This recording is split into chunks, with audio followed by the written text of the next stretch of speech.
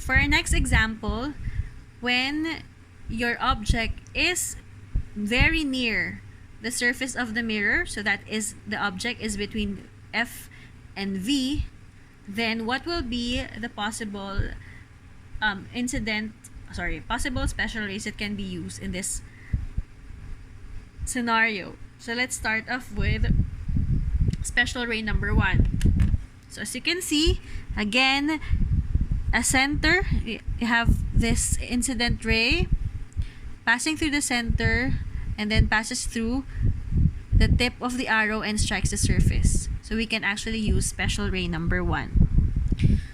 We can also use special ray number 2, wherein the incident ray is parallel to the optical axis. The reflected ray will be passing through the focus. Alright? The third one.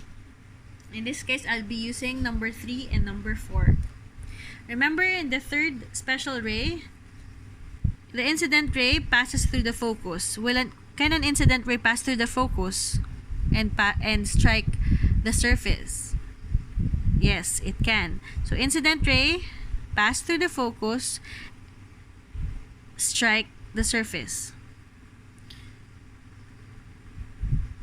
Alright, so the reflected ray would be coming from the point of incidence. It should be parallel to the optical axis. So you have to draw a line parallel to the optical axis. So from the point of incidence, you draw the line. I hope the line is straight. Parallel to the optical axis. That now is your reflected ray. Next, number 4. If the incident ray strikes the vertex, the reflected ray should follow angle of incidence equals angle of reflection. Let's try. So incident ray, that again should come from the tip of the arrow. It has to strike the vertex. Okay, so strike the vertex. Now, for you to determine where is the reflected ray, you have to measure the angle of incidence. So how do we measure the angle of incidence? If you remember, in a curved surface, that point is where you have to draw a tangent line.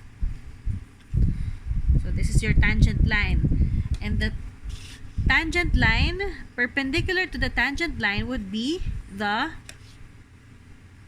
normal. Perpendicular to the tangent line is the normal. The normal line. Normal line. Normal line are usually broken. So in this case, the normal line is actually is perpendicular to the tangent line. And the normal line is the optical axis.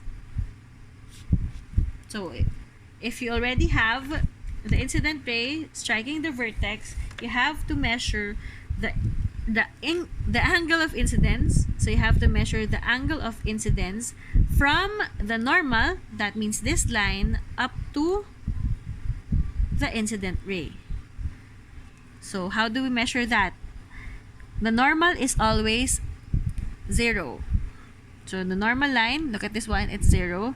And then you have to determine the angle of incidence. So from 0, you have to determine this point, the measurement of this angle from 0 to, so that would be 0, 10, 20, 30, 40, 50, around 55, 56, this point. So that it's around 57. Okay, let's just check.